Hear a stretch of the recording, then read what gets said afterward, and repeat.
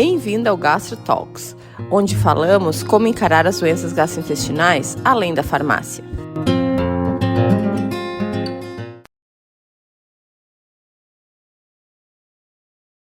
Olá pessoal, bem-vindo ao Gastro Talks, meu nome é Candice Krumel. Meu nome é Estela Marini. E hoje nós estamos com uma convidada, palmas. Viva! Convidada. A Adriana é nutricionista e é doutora, tá? Depois eu vou apresentar um pouquinho ela. E hoje o nosso podcast vai ser, a Estela que sugeriu o título, né? E o assunto, dieta dos gêmeos e dietas restritivas. Fazem bem para a saúde intestinal? A gente vai fazer esse podcast por causa de um documentário que teve no Netflix. Até umas pessoas me falaram no consultório, até na academia me falaram sobre ele. E daí a gente resolveu convidar a Adri para conversar com a gente, né? Já que para ter uma nutricionista conversando com a gente sobre essas dietas, né? A Adri, eu vou ler um pouquinho o currículo dela. Ela é nutricionista desde 2006, mestre e doutora em gastro e especialista em psicologia. E aí, Adriana? Feliz de estar aqui. Estou muito feliz de estar aqui. Muito obrigada pelo convite. Beleza. Como assim, o título do nosso podcast é Dieta dos Gêmeos, vamos fazer o seguinte, todas nós vimos o documentário ali do Netflix, cada uma fala um pouquinho, assim, bem rapidinho mesmo, o que achou do documentário. Acho que vamos começar com a Adri, que é a nossa convidada, daí a Estela fala, e daí eu falo também o que eu achei, e eu já dou o gancho pra gente falar das outras dietas e tudo mais. E aí, Adri, o que tu achou do documentário do Netflix como nutricionista? Como nutricionista, eu achei o documentário bastante válido. Até eu não sou vegana nem vegetariana, mas a gente sabe os benefícios da dieta vegetariana para a saúde. Acho que a gente não precisa ser vegano, mas eu acho que seria importante também que mais pessoas aderissem ao vegetarianismo por questões ambientais. Eu só acho que eles podem ter exagerado um pouco nessa questão, assim, que eu acho que ficou... acho que a intenção foi até um pouco proposital de assustar as pessoas sobre as questões ambientais. E no fim, o documentário me pareceu muito mais puxado para isso do que tanto assim só para a saúde, porque eles, na minha opinião, mostraram muito mais sobre as questões ambientais e o futuro da alimentação e da humanidade, do planeta, do que as questões ambientais do estudo, as questões do estudo em si, os resultados do estudo. Talvez porque os resultados também nem tenham sido assim tão bons quanto eles cantam, né? Até porque o tempo de estudo Exatamente, 8 semanas de dieta é muito pouco, né? Para mudar muita coisa, assim, né? Alguns parâmetros até podem ter uma boa resposta nesse período, mas ainda assim acho que foi pouco tempo. Então, no fim, eu acho que eles não me pareceu que eles não focaram tanto quanto deveriam nos resultados do estudo e focaram muito na questão ambiental, o que é super importante também, né? Enfim, essa eu acho uma coisa importante para dizer assim para quem, porque a gente tipo fez, né? Fez faculdade, fez mestrado, mas fazer um estudo com dieta é muito difícil. É muito, muito, muito, muito difícil. Porque, assim, mudar os hábitos alimentares das pessoas, é muito difícil. Dois, que normalmente, assim, tu ter uma dieta é uma coisa que em anos vai aparecer o resultado. Só que normalmente quem cuida da dieta cuida mais das outras coisas também, então faz mais exercício, faz as outras coisas, não fuma tanto, não bebe tanto. Então, tem né? muitos confundidores quando a gente faz qualquer estudo sobre saúde, porque não é só a dieta, a saúde, é um monte de coisa. E normalmente quem cuida da dieta, cuida das outras coisas também, né? E aí, para te ver, né? Eles até tentaram minimizar toda essa questão, porque os estudos com dieta sempre são complicados na questão de que se a pessoa vai seguir ou não a dieta, né? Então, eles tentaram minimizar isso, fornecendo toda a comida, beleza. Mas aí teve as duas gêmeas lá, que perderam bastante massa muscular e tal, porque elas comeram muito pouco, quiseram cortar calorias mais do que o indicado. Comeram menos. fizeram mais cardio, ou seja, ainda assim não seguiram direitinho, né, as recomendações. Então, sim, esses estudos são E bem aí, complicados Belinha, mesmo. o que tu achou do documentário? Tem questões que inclusive o documentário ele veio de um estudo, né, que foi recentemente publicado, foi publicado em novembro do ano passado, inclusive no JAMA, que é uma revista científica, né, bem Boa. importante, boa, ótima, né, com um ótimo fator de impacto. Então, realmente, eles conseguiram publicar uma revista realmente com uma abrangência e aí o documentário vem oriundo desse estudo. Tem uma questão que eu acho que é bem interessante, que é justamente o primeiro estudo que eu leio em gêmeos monozigóticos. Então, como a gente sempre fala aqui no podcast, durante muitos anos a gente acreditava que a genética estava na genética a explicação para a maior parte das doenças crônicas não transmissíveis, né? Então, na época do genoma humano, enfim. E o interessante é que nesse estudo minimizou esse fator confundidor porque eles são gêmeos idênticos. Mas tem uma questão que até eles colocam no estudo, que os gêmeos idênticos, então a questão genética, né, deles, ok, e a gente não tem esse fator confundidor, e aí eles falam no estudo que a epigenética dos gêmeos é muito parecida. E aqui eu discordo um pouco, porque quando eles são pequenos, enquanto eles são crianças, realmente eles vivem no mesmo ambiente na maior parte das vezes, ou compartilham da maior parte dos hábitos, mas depois que eles são adultos, eu já discordo. Inclusive, quando eu li no artigo, eu digo, não, mas não é bem assim, porque cada um mora numa casa, cada um tem uma profissão, mas a questão genética, realmente, eu acho que é um ponto bem positivo do artigo. Já a epigenética, eu já coloco um ponto de interrogação. Eu já acho que não dá, realmente, eles são grupos heterogêneos nesse sentido. Mas, bem como vocês falaram também, achei que é pouco tempo para avaliar o impacto na saúde, e talvez por isso, Adri, que eles tenham focado mais nas questões ambientais, já que talvez se esperasse, né, resultados mais positivos para a saúde. Acho importante realmente a gente pensar em saúde planetária, mas também, quando a gente pensa em saúde planetária, talvez a gente não precisa realmente pensar que uma população maior, né, seja adepta ao veganismo, ao vegetarismo, até porque, pensando em questão ambiental e de saúde, a gente sabe que a redução do consumo de proteína de origem animal já é suficiente. Os benefícios para a saúde, né? exatamente, da redução, já é suficiente. Então, quem sabe a gente pode pensar que a mensagem, né, principal seja essa, que a gente, nós, especialmente nós três daqui, nós somos gaúchas, né? Provavelmente tem pessoas que não são do Rio Grande do Sul que estão nos assistindo. No nosso estado, refeição completa para a maior parte das famílias é arroz, feijão, salada e carne, né? Aqui no Rio Grande do Sul, realmente, sei que em outros estados não é assim, mas a carne vermelha está muito presente na mesa dos gaúchos, e também não só a carne vermelha, né? A carne como fonte de proteína. E talvez a mensagem que fica é, quem sabe a gente se permite comer outras fontes de proteína e não ter sempre a carne, aquela obrigatoriedade de ter a carne no nosso prato. Eu penso que em termos de, né, aprendizado, né, para mim foi isso, assim, eu acho que é importante realmente esses documentários para a gente parar e pensar um pouquinho nas nossas escolhas. E Ai, para gente, mim eu acho que realmente vocês têm muito amor no coração. Não, muito amor no coração, de verdade, assim, ó. Eu vi o documentário com raiva, assim, ó, porque, na verdade, eu aceito ser manipulada, mas tem que ser com sutileza, não pode, assim, tentar me manipular na cara dura, assim, né? Sim. Dizer, a cada hambúrguer que você come, uma árvore queima na Amazônia. Daí não dá, daí isso me dá, difícil. isso me dá raiva no coração, assim, ó. Então, eu acho que o documentário foi bom para instigar a minha raiva e pra gente discutir, tá?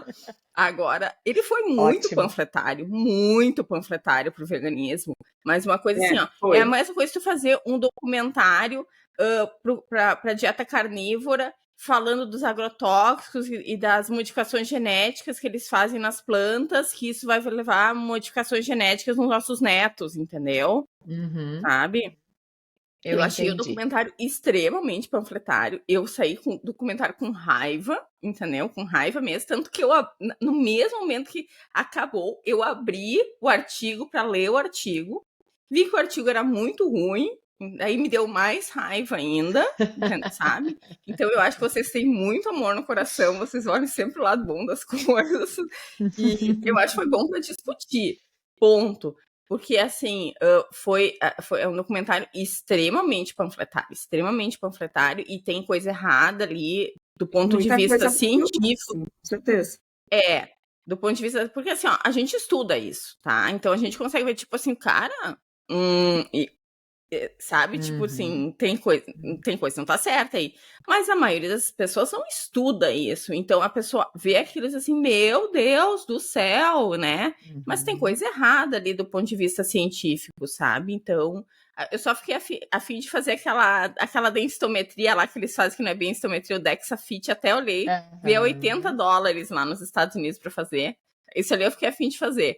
Agora o resto, assim, ó, me doeu o coração, tá? E na verdade, assim.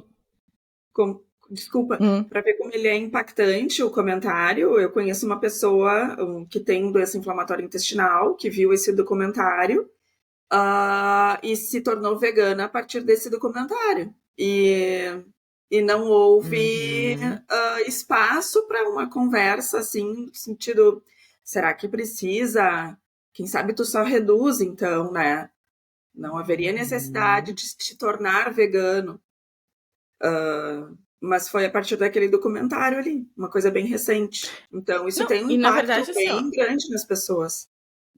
Eu não tenho absolutamente nada contra o veganismo. Uma das minhas melhores amigas é vegana e ela começou a ser vegana por coisa de saúde, assim, que ela achou que a carne vermelha estava inflamando ela e ela parou a carne vermelha e foi parando outra e ficou muito bem. E para mim tá tudo certo. Acho que talvez para algumas pessoas, né? E até assim ser vegano por questões morais, os animais, para mim tá tudo certo também. Agora, fazer um documentário com coisa que não tá certa junto, com mentira, panfletário, querendo manipular, isso aí já me consterna, sabe? Me consterna. Então, assim, se a pessoa decidir ser vegana por questões dela, para mim tá tudo certo, tudo certo. Agora, tu querer que a grande massa da população seja vegana, eu acho assim que daí tu vai, como a gente falou, assim, tem proteína nos vegetais? Tem, mas não tem tanto quanto na carne, a gente sabe Tem que disso. ser uma alimentação tu vai muito gerar bem um outro problema, entendeu? Eles vão derrubar a árvore para plantar feijão, entendeu? Sabe? Né? Tu vai gerar um outro problema. E assim, nós seres humanos, a gente só é ser humano por causa da proteína que a gente consumiu, da gordura que a gente consumiu, dos animais. Nosso trato gastrointestinal, ele é para ser onívoro, entendeu? Ele não é para ser vegano. A gente não tem o trato gastrointestinal igual da vaca e nem igual do leão, né? A gente tem um trato gastrointestinal que é feito para tudo. A gente tem caninos, tá? Caninos. Animais que são herbívoros não têm caninos. Só animais que comem animais que comem animais têm caninos, tá? Então, a gente é feito para ser onívoro. Nossa biologia é feita para ser onívora, né? Eu acredito muito nessa questão do equilíbrio, né? Acho que é bem importante, né? Eu também. Mas, bem como a Candice falou, acho que a gente tem que olhar todos os pontos, até porque o impacto das dietas restritivas na questão da saúde mental das pessoas. Uma questão, como a Candice falou, é assim, eu escolhi por questões, né, morais, enfim, ser vegano. Ok, mas eu me tornei vegano não porque eu quis, mas porque eu me senti amedrontado pelo medo. Isso vai gerar toda uma ativação do sistema nervoso autônomo simpático pelo medo. Aí tu tá lá num churrasco louco para comer, mas eu não posso comer porque meu Deus, eu vou morrer. E aí não, porque uma árvore vai queimar na Amazônia. Eu fico pensando, será que realmente eu estou beneficiando o meu corpo? À medida que eu estou fazendo algo contra a minha vontade, nós sabemos o quanto realmente a dieta restritiva ela gera um sofrimento diante, por exemplo, dos nossos pacientes celíacos. Eles não têm escolha. Eles não têm escolha. Gostando ou não gostando de glúten, a dieta deles é sem glúten, isso é o tratamento deles. E a gente sabe o impacto A na convivência questão com a restrição social. alimentar é muito difícil. Exatamente, o quanto é difícil. Então, eu penso que realmente, Candice, pensando, né, como tu falaste, ok, se fosse algo, né, realmente um estudo muito bem feito, muito bem delineado, com tempo adequado de acompanhamento, sem esses vieses, né, que já foram apontados aqui, quem sabe era de pensar, mas não é o caso, né? Então, Não, é muito precoce para a gente realmente disseminar que realmente para a humanidade, para garantir o futuro da humanidade, a gente precisa fazer essa mudança para todo mundo, né? A generalização, eu penso que é muito complicado diante das informações que nós temos até o presente momento, né? Bom, e daí o que acontece, né? Eles, tipo, da parte digestiva, o que eles focaram ali foi na microbiota intestinal, né? E no final eles só deram uma informação que teve um aumento de bifidobactéria em pessoas veganas. Daí eu peguei o artigo, porque eu queria ver duas coisas, dos telômeros lá, que eu não estava muito feliz, e ver a análise da microbiota no artigo. E no artigo eles não falaram absolutamente nada sobre a microbiota, nada. Então eu até procurei pelo nome do autor para ver se ele não tinha feito um artigo separado sobre a microbiota. Eu não achei mesmo, né? Então, assim, do ponto de vista, assim, a gente já fez um podcast sobre isso, então só dá uma pincelada para quem está caindo de paraquedas, assim, quando a gente fala em microbiota intestinal, do que a gente está falando? A gente está falando da população de bactérias, né, e outros micro-organismos que a gente tem no nosso trato gastrointestinal. O intestino é onde a gente tem maior número, maior concentração, diversidade dessas bactérias. Elas são basicamente de 4 tipos, né, que são os firmicutes, bacteroidetes, proteobactérias e actinobactérias. Dessas actino que os bifidos fazem parte, né? E, enfim, o equilíbrio dessa microbiota é muito importante para a nossa saúde, de forma geral, né? De todos os sistemas, inclusive hoje a gente sabe que existem vários eixos de comunicação da microbiota, com o cérebro, com o coração, com o fígado, com a pele. Com a tireoide. E o equilíbrio dessa microbiota, ele é um equilíbrio muito fino, né? Muito tênue, ele é muito sensível. E a gente sabe que as duas maiores influências são a alimentação e o uso de antibiótico, né? As duas maiores. A gente até já falou nos outros podcasts que assim, a nossa microbiota ela é formada, sei lá, desde que a gente está na barriga da mãe, mas principalmente depois do parto. Os primeiros 1000 dias de vida são super importantes, assim, o tipo de parto, a amamentação, se a gente usou antibiótico na primeira infância ali, se não usou, se a nossa mãe era obesa, se não era, o que ela se alimentava, bem na entendeu? Gestação, ou não. Exatamente, até o nível de estresse na gestação, então tem essa parte, né, que às vezes a gente sai de uma microbiota bem ferrada ali, né, da primeira infância, e só que a modulação dela, a principal modulação se dá pela dieta, né? Não tem, assim, a principal modulação se dá pela dieta. Então, assim, pela microbiota das pessoas, a gente não tem uma noção das doenças que ela tem, mas a gente tem uma noção do que ela come, né? E claro que tem bactérias que predispõem a dar mais, ou gerar mais, eu vou dizer assim, toxinas inflamatórias para o nosso corpo, e bactérias que predispõe a dar mais saúde pra gente, né? Sim. Agora, tu pode pegar, e eu já peguei microbiota de pessoas que estavam com doenças e tinham um número super aumentado de Fecalibacterium prausnitzii, que teoricamente é uma bactéria boa. Só que talvez esse desequilíbrio, até ter tanta bactéria boa, não é bom, entendeu? Então, isso que tu falou, o equilíbrio é uma coisa tênue, né? Não é que assim, ó, vamos agora botar um monte de bactéria boa, vai ficar desequilibrado, vai ficar ruim. Né? O equilíbrio que é difícil, né? Porque cada bactéria vai ter ali uma função e uma coisa que ela vai fermentar, né? Então, ainda que seja uma bactéria boa que está em excesso, isso provavelmente vai ter um impacto também. Quer falar, Estelinha?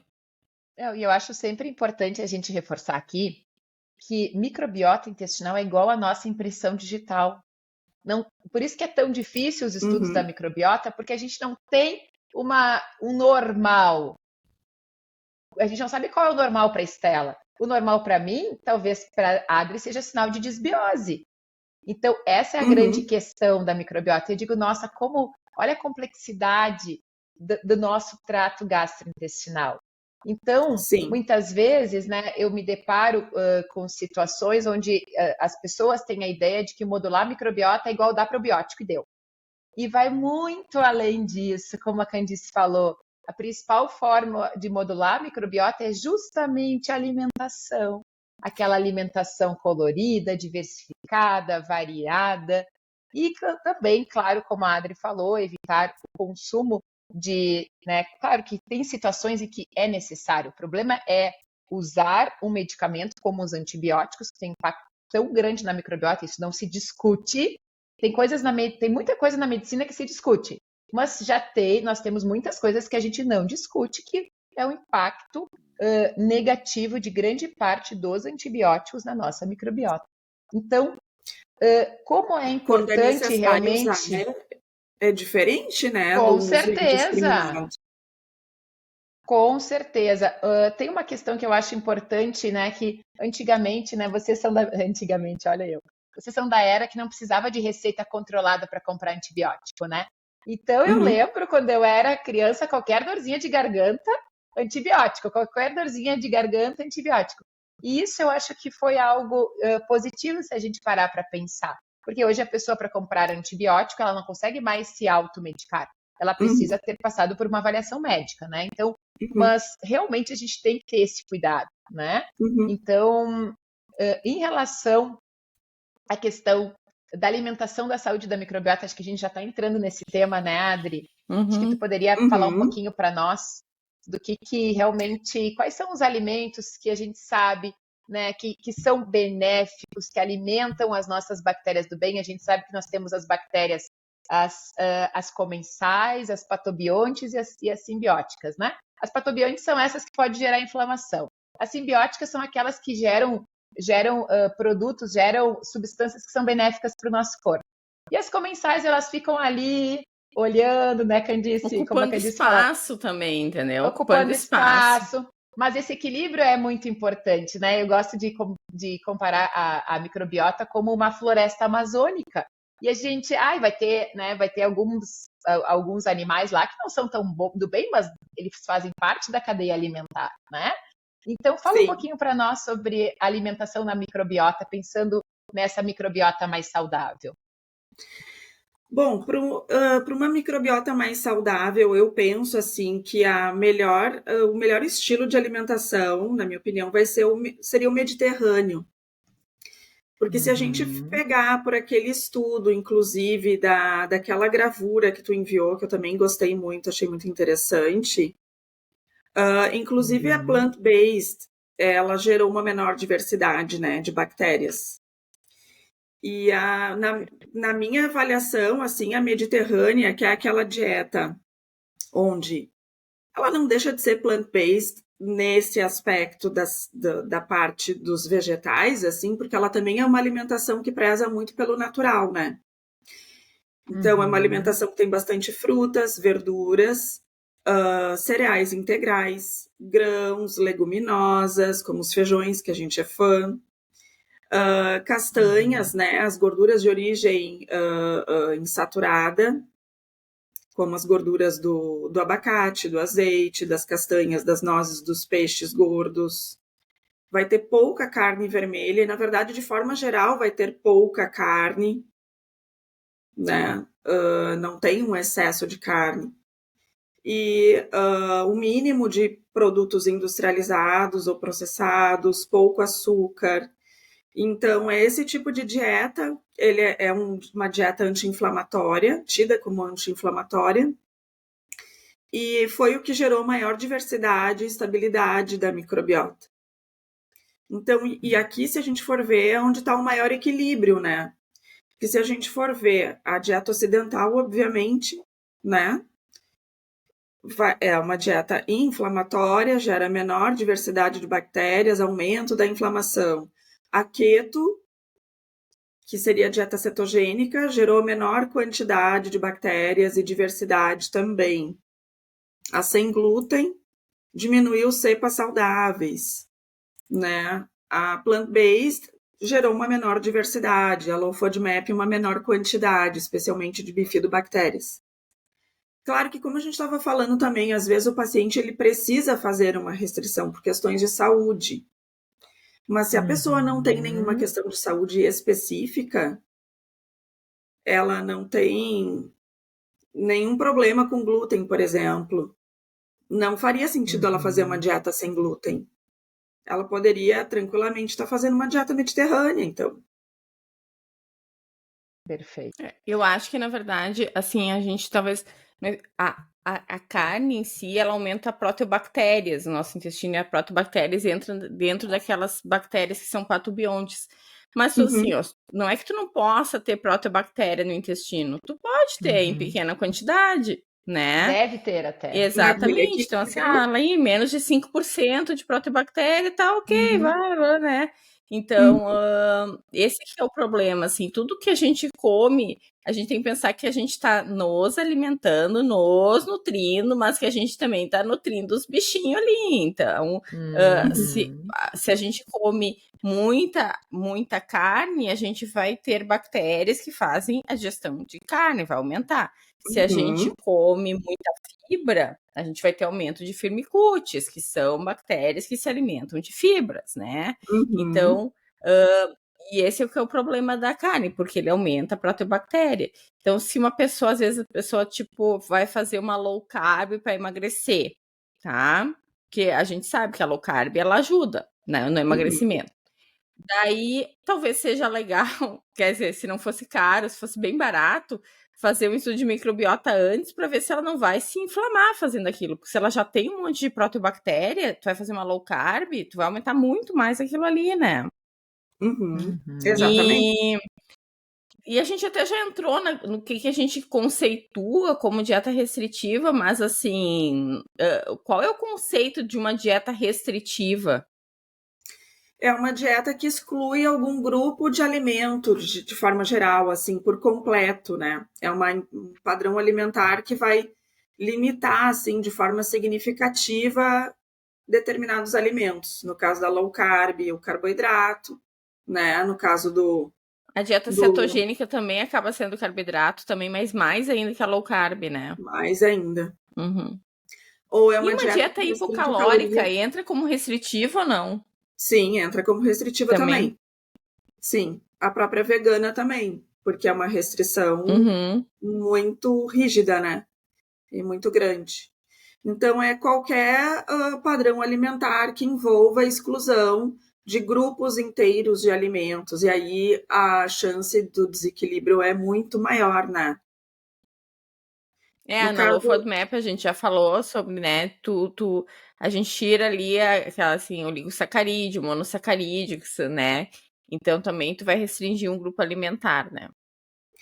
Tem uma se questão a gente for ver, na verdade, na Low FODMAP a gente exclui temporariamente algumas frutas, alguns vegetais, a maior parte das leguminosas, sobram de fato assim menos, basicamente a vagem, o feijão verde, o edamame, um pouco de grão de bico, que daí aqui no sul do país, de fato a gente não tem tanto hábito de comer essas leguminosas, né? Inclusive o feijão verde é só mais para o norte mesmo também, que a gente encontra com mais facilidade.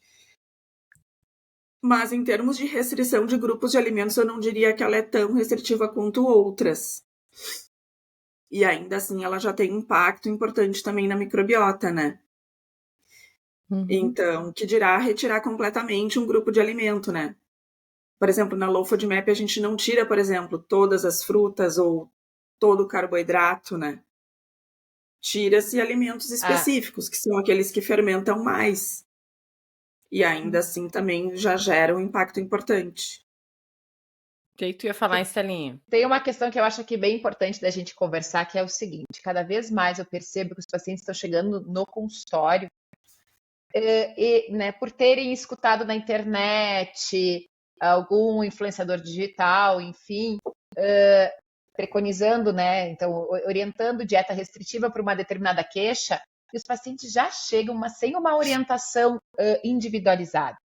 Então, assim, chega o paciente com sintoma gastrointestinal que já tirou o glúten sem investigar. Chega o paciente com síndrome do intestino irritável, clássica, que já está por conta fazendo a dieta Low Food Map, mas não 2 meses. Às vezes, anos fazendo dieta Low Food Map.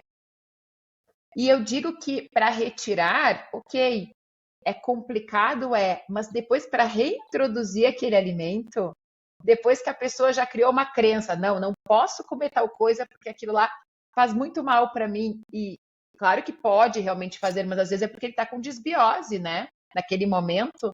Então, eu gostaria de ouvir um pouquinho, né, de vocês duas. Como é que vocês têm visto isso no consultório? Tem chegado pacientes assim? Não, já e na verdade, assim, ó, como tu falou, Estela, tu faz 2 anos uma dieta Low Food Map, a tua microbiota é terra arrasada, né? É terra arrasada, assim, Exatamente.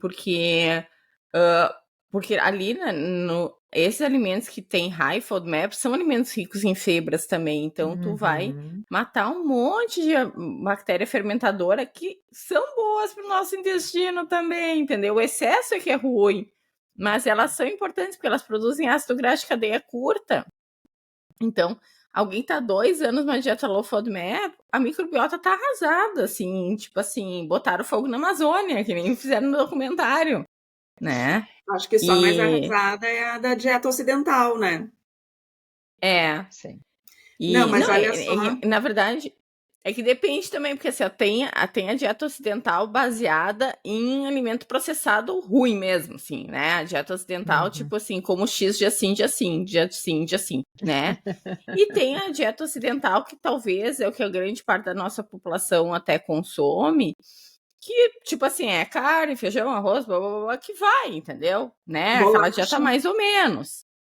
Não é ótima, não é uma mediterrânea, mas é uma dieta mais ou menos, né? Então, tem uma sigla em inglês que é bem legal, você já deve ter visto, que é a dieta SED, né?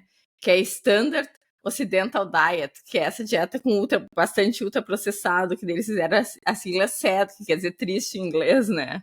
Eu acho que é 60%, né? Ultraprocessado. É uma loucura. É bem dieta isso, né? SED. Mas é bem isso que tu falaste, Candice, porque a dieta Low Food Map, a dieta, né? Depois a Adri vai falar sobre esse assunto. Ela tem a sua indicação em determinadas. Eu digo que é muito complicado tu assumir essas dietas restritivas como um padrão alimentar. Padrão alimentar para a vida toda, né? Eu penso sempre que o ideal, a não ser, como eu disse, nós já falamos, né? Sempre reforçando que para o paciente celíaco nós não temos dúvida de que o consumo de glúten, o ônus é muito maior, né? A gente sabe o quanto realmente para os celíacos o glúten ele é inflamatório, isso não se questiona. Mas para as outras condições, como a Candice falou, a dieta Low Food Map, ela pode trazer benefício para uma população, mas precisa ser orientada. Por quê? Porque se a pessoa vai ficar um tempo com uma restrição de um determinado nutriente,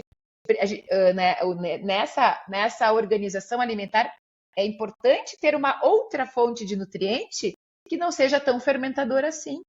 Então, aí vem o papel da nutricionista junto, né, Adri? Eu realmente, dieta Low Food Map, eu sempre peço para os pacientes serem orientados, porque há necessidade realmente dessa orientação.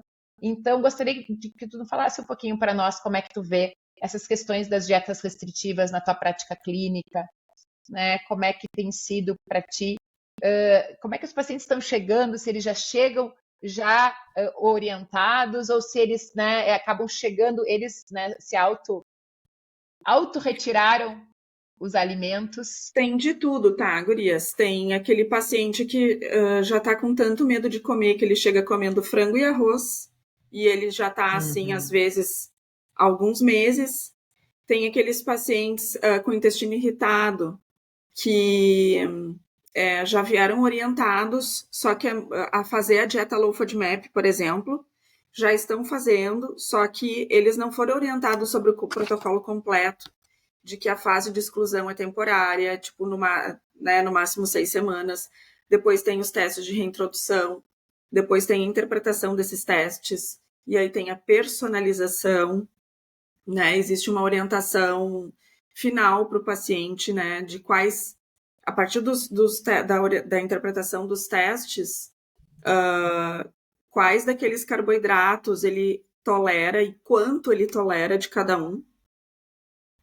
Então, por exemplo, nos testes a gente escolhe um alimento que tenha frutose, por exemplo, mel, e testa na quantidade pequena, média e grande. E para tudo isso tem um protocolo, né, criado pela Universidade de Monash, lá pela equipe do Peter Gibson.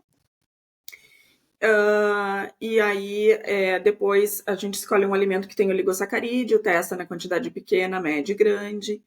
E assim a gente faz com todos. Depois a gente interpreta, né? Se a pessoa já teve sintomas na quantidade pequena, com aquele carboidrato, ou só na média, ou só na grande, ou não, nem na grande teve sintomas. Então, se ela não teve sintomas em nenhuma das quantidades com a frutose, significa que ela tolera a frutose. Então, ela não precisa continuar restringindo os alimentos que têm frutose. Claro que tem alimentos que têm mais de um carboidrato. Então, a gente faz essa interpretação também. No final, o paciente sabe tudo que ele, né, não precisa continuar restringindo, tudo que ele pode voltar a comer cuidando quantidades, e tudo que mesmo já na quantidade pequena vai dar desconforto. Então, isso sim, isso existe. Tem aquelas pessoas que permaneceriam com algumas restrições, porque, por exemplo, oligosacarídeo e frutana são os carboidratos que as pessoas mais são sensíveis. E são os mais abundantes nos alimentos, né? Esses 2 carboidratos. Então, mas para isso a gente tem, por exemplo, a enzima digerível que costuma ajudar. E então, os pacientes costumam chegar no consultório ou fazendo a fase de exclusão indefinidamente, porque não foi falado dessas outras fases, ou disseram que fizeram a fase de exclusão, não tiveram resultado, e aí quando eu vou verificar, não foi feita corretamente a fase de exclusão, porque tem isso também, né? Em função de ser uma dieta restritiva, o impacto na microbiota e tal, criou-se a FODMAP gentil, né? Que seria uma restrição bem legal. Uhum. É bem legal. Só que muitas vezes o paciente não vê uma melhora significativa. Uhum. Daí fica aquela dúvida, né? Será que é porque ele não é responsivo? Ou é porque, de fato, não é... ou será que é porque ele não fez a exclusão completa? Então, quando eu vou orientar o protocolo Low FODMAP, além de sempre reforçar muito que é uma questão temporária, que tem essas outras fases do protocolo, que o objetivo não é ele permanecer com essas restrições, e sim a gente entender o que de fato dá desconforto. Se ele permanece com mais restrições no final, eu faço condutas que vão minimizar aquela, né, a diminuição da quantidade de bactérias benéficas. E a questão é que quando o paciente faz os testes e vê o que de fato faz mal para ele, dá sintomas para ele, ele supera o medo de comer. Por que ele vai ter medo de comer alimentos que ele sabe, que ele testou e que não fazem mal, né? E a questão é que ainda que ele escolha comer um alimento que vai dar desconforto nele, ao ter o desconforto, ele vai saber que foi daquele alimento. Porque o que mais apavora esse paciente é passar mal e não saber por que ele está passando mal. Ele vai ir numa festa, ele vai comer uma coisa e ele não sabe se ele vai passar mal. Então, ainda que na festa ele coma alguma coisa que ele sabe que vai dar dor abdominal ou diarreia daqui 4 ou 6 horas, ele sabe que vai ser daquilo. Então, isso ajuda. Eu acho também assim, a quantidade também, né? Como tu falou, às vezes pequenas quantidades não geram sintomas, né? Mas quando come em grande quantidade, sim. Para alguns, sim. E tem também o empilhamento, né? Que às vezes, tipo assim, tu vai, tipo, comer várias coisinhas que dão sintomas em pequenas quantidades, e daí vai dar sintoma porque são várias coisinhas, né? Por isso que tem que ser muito bem orientado, para o paciente não ficar com medo de comer, porque daí ele fica com medo de comer quando é só excluir e ele não recebe né, uma orientação individualizada para ele sobre isso. E outra coisa, é muito falado também a questão de que essas intolerâncias podem mudar com o passar dos anos. E quando o paciente está numa boa fase de vida, tipo não estressado, a tolerância também melhora. Porque a gente sabe que tem muita questão da sensibilidade visceral, tem essas outras influências, né, nesse paciente. E aí, obviamente, a dieta não vai resolver hipersensibilidade visceral, né? Uhum. E eu acho que sempre é uma questão que é sempre importante, né, da gente estar sinalizando aqui, Adri, que é o seguinte: eu começo a restringir, e aí muitas vezes eu diminuo a diversidade da minha microbiota, e aí isso gera mais sintoma ainda. Então, eu acho que o nosso principal objetivo hoje aqui no podcast é justamente ajudar as pessoas a entenderem que restringir alimento, né, sem a gente realmente ter uma orientação de um profissional, né, realmente da nutrição, enfim, o gastroenterologista, é muito realmente complicado, né? Se para nós que somos profissionais já é difícil ter, realmente orientar qual é o melhor padrão e de forma, porque é muito individualizado. Nós acabamos de falar que a microbiota não é igual, nós não somos iguais. Então, é muito difícil essas generalizações que a gente vê pela internet, né? Por quê? Porque daqui a pouco, como a Candice mesmo sempre fala aqui, para ela o leite faz muito mal. Para mim não faz. E tá tudo bem. Então, assim, é muito complicado. O leite para todo mundo faz mal. Não, para uma população realmente não faz bem, mas isso não quer dizer. E tem mais uma questão que eu acho sempre importante: os sintomas das doenças gastrointestinais são muito parecidos. São muito parecidos. O paciente que tem síndrome do intestino irritável, o paciente que tem alguma intolerância alimentar, o paciente que tem SIBO, os sintomas gerais, né? Claro, o paciente com doença inflamatória, até mesmo lá nos estágios iniciais, depois acaba tendo sinais de alarme, como sangramento nas fezes, enfim.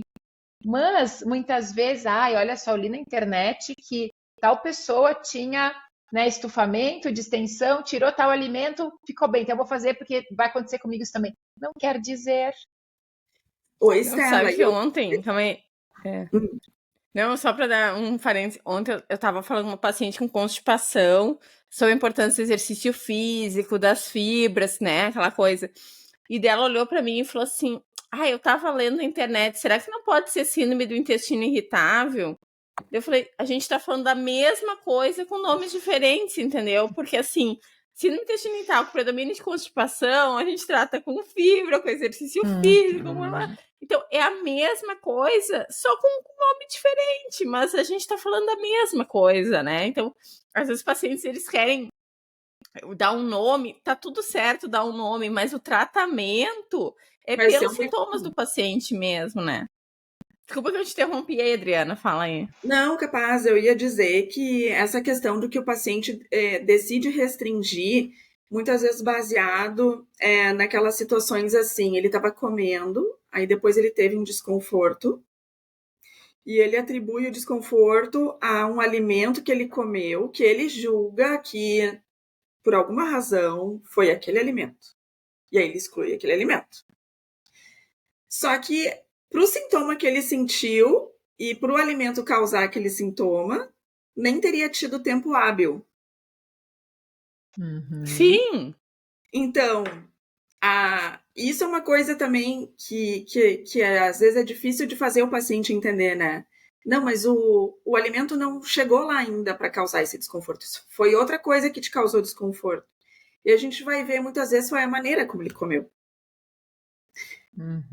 Né? Como que tu estava te sentindo naquele dia que tu comeu isso? Tu estava estressado, tu estava com pressa, tu estava preocupado, tu estava... de fato, eu tinha acabado de ter uma discussão com não sei quem. Né? Então, eles Eu esquecem acho que, né? de avaliar essa Aham. parte. Porque, claro, é muito mais fácil também atribuir alguma coisa a algo externo, né? E é Uhum. muito mais difícil a gente parar e analisar o próprio comportamento e ter que fazer algo a respeito, né? De mudar, assim. Bom, eu acho que vai ser importante eu reservar mais tempo para eu comer com calma e conseguir mastigar melhor.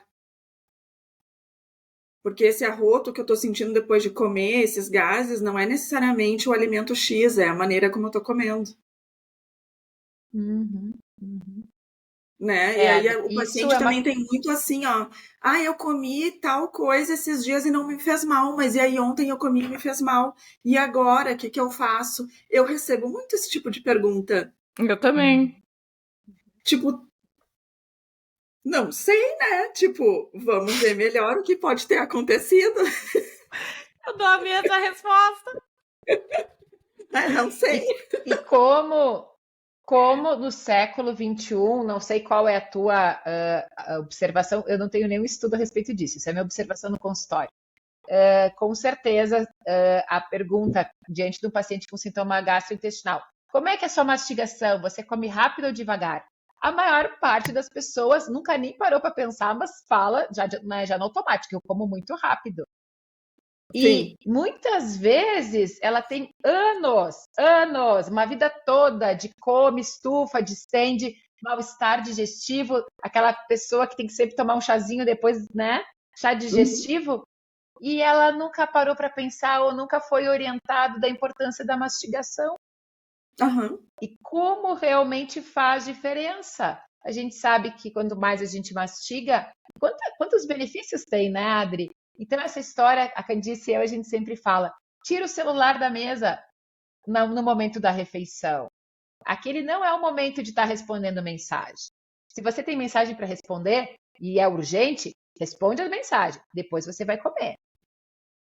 Uhum. Fazer uma coisa de cada vez, né? Porque justamente como a É. gente sempre fala aqui, quando você está no modo luta e fuga, tu tá lá no mundo virtual respondendo mensagem, naquele estresse, naquela ansiedade, o teu corpo, o que está ativado é o sistema nervoso simpático, que é do modo luta e fuga.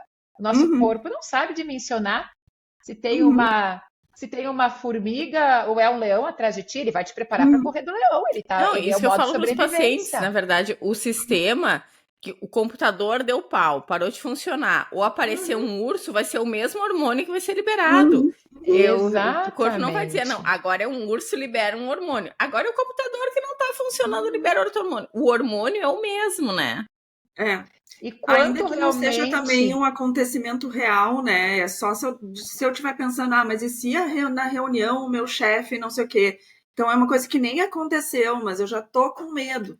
Então eu já vou estar também preparada para a luta ou para a fuga. Então eu já vou estar também com essa questão ativada. Provavelmente eu já não vou digerir bem a comida também, né?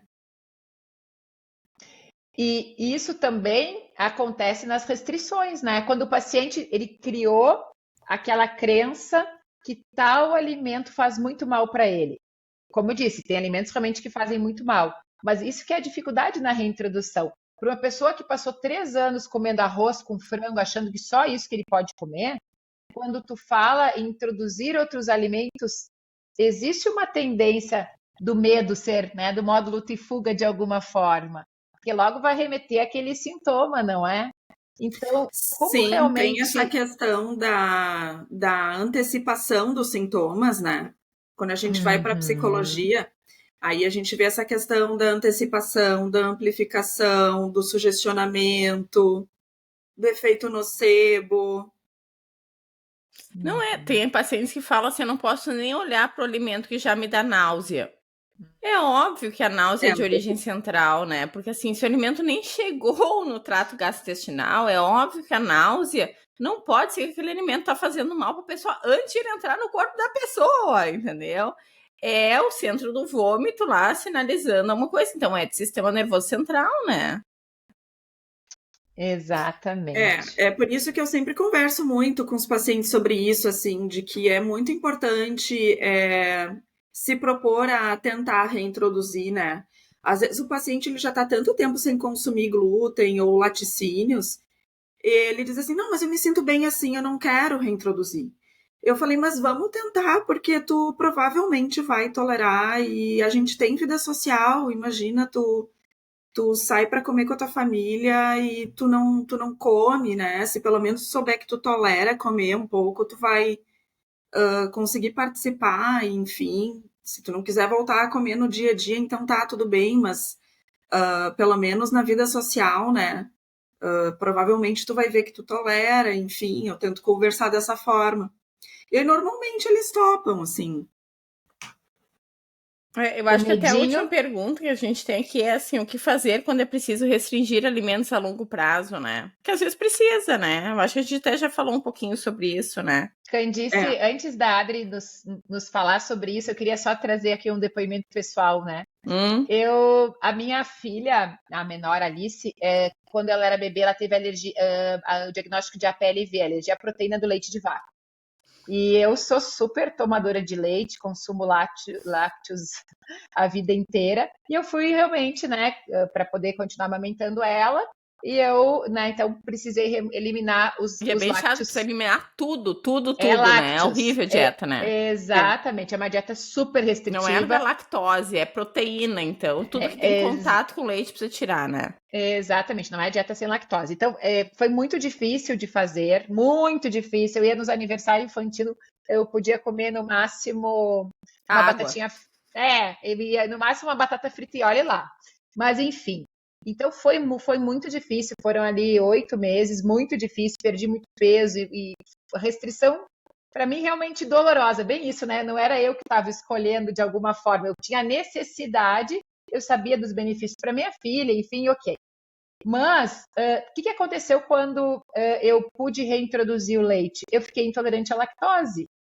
Eu passava mal, eu tinha sintoma, e daí eu fui aos poucos, né? Fui aos poucos reintroduzindo, e ok, voltei a consumir normal com o tempo. Mas o quanto realmente isso acontece, estou dizendo, né? O que a gente lê na literatura é verdade, né? Eu acabo que eu fiquei lá 8 meses com uma dieta completamente sem lácteo, né? A minha borda escova praticamente a produção de lactase dela. Não, e às vezes a gente tem lactobacilo no intestino delgado que ajuda na digestão da lactose. No momento que tu diminui a população de lactobacilos, então as bactérias estavam te ajudando antes na digestão, tu matou elas, na míngua, né? Então, realmente, né, como eu disse, como a gente sempre falou aqui, é importante restrição em algumas situações, sim, mas sempre orientado, né? Então, quando o paciente precisa realmente restringir determinados grupos alimentares, fazer uma dieta restritiva a longo prazo, né? Que cuidados a gente tem que ter? É a gente tentar compensar a falta daquele alimento, né, de outras formas, ou com outros alimentos, ou com outros ativos, ou até mesmo suplementos. Então, por exemplo, na dieta keto, uma coisa que se viu que pode ajudar a minimizar o impacto na microbiota é suplementar proteína vegana, é suplementar alimentos fermentados, desde que, né, sempre controlando a glicemia. Consumir fontes de ômega 3, que a gente sabe que eles também modulam a microbiota, né, de uma forma positiva. E então é o que eu costumo fazer quando o paciente precisa manter uma restrição.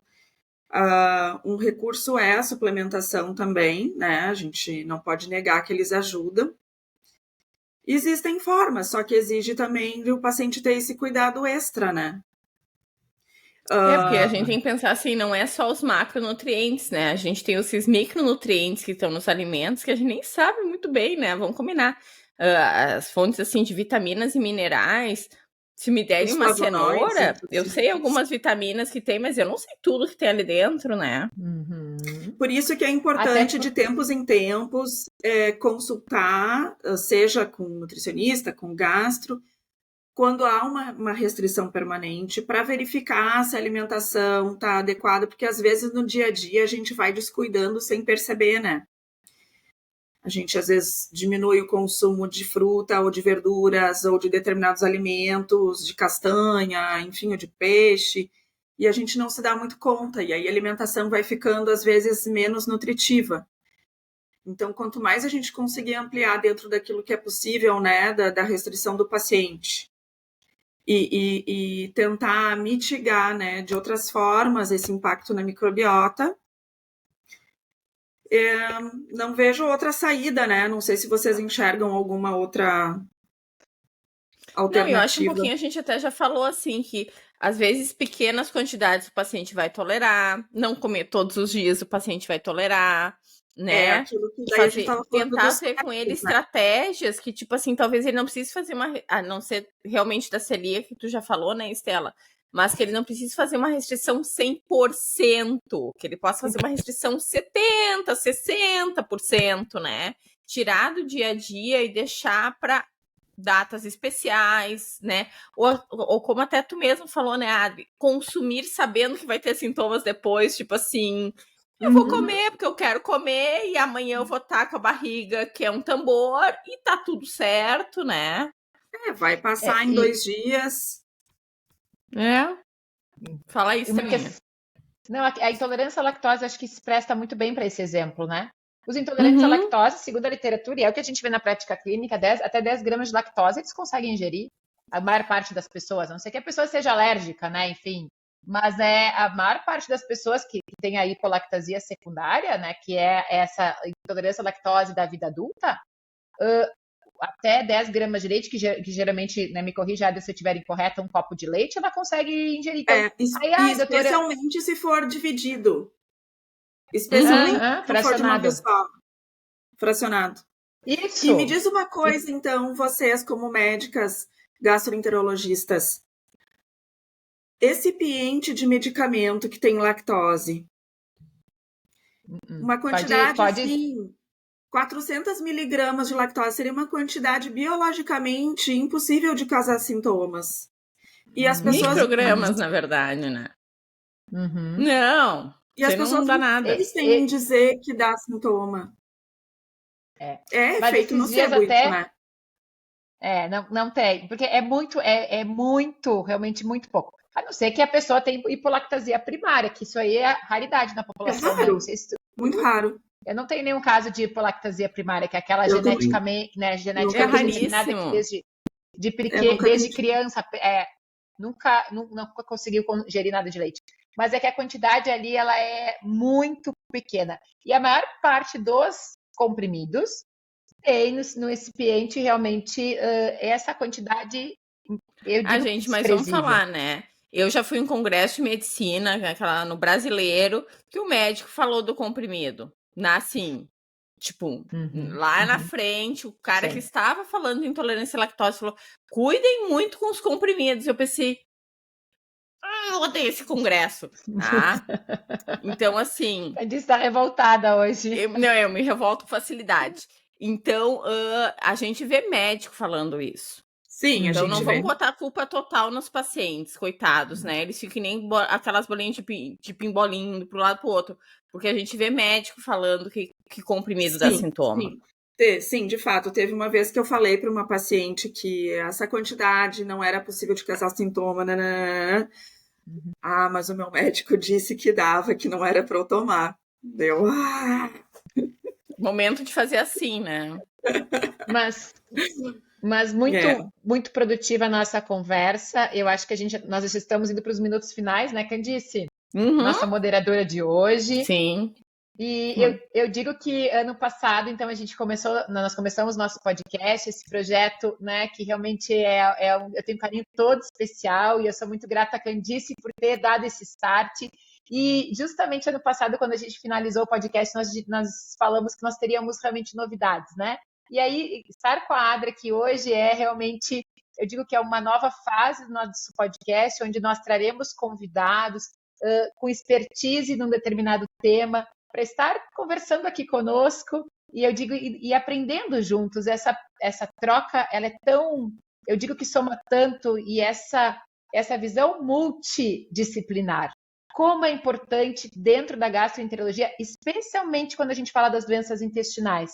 O olhar do nutricionista, o olhar do psicólogo, o olhar, né, conjunto dos profissionais. Porque a gente sabe que cuidar de pacientes com problemas intestinais vai muito além do que olhar só para a dieta, só para aquele determinado nutriente. Vai muito além, como nós falamos aqui. Vejam quantos fatores envolvidos, como estão minhas emoções no momento da refeição. Eu estou comendo com conexão lá no meu prato, eu estou conectado no mundo e não estou prestando atenção. Que momento do dia eu estou comendo? A quantidade que eu estou comendo. Quantos fatores aí influenciam? Como foi preparada essa comida? Porque isso também influencia. Então, eu penso que o nosso objetivo principal é somar ainda mais para a saúde das pessoas, trazendo informação de qualidade. Informação baseada em evidência científica. Claro que nem sempre a gente tem evidência para tudo, mas o que a gente busca no nosso podcast é a melhor evidência disponível para aquele tema. Porque o excesso de informação, baseada também no bom senso, na individualidade. Nós acabamos de falar, a microbiota é única, nós somos únicos, então é muito difícil criar aquela ideia de que para todo mundo tal alimento a gente tem que tirar. Não é assim. Eu não sei se quer deixar uma mensagem final também, Adri. Sim, gurias, eu quero agradecer novamente o convite, quero parabenizar vocês por essa iniciativa que eu achei muito, muito legal da parte de vocês, especialmente por ser direcionado aos pacientes, que eu acho que eles carecem de informação segura, confiável, baseada no bom senso, informação verdadeira, assim, né?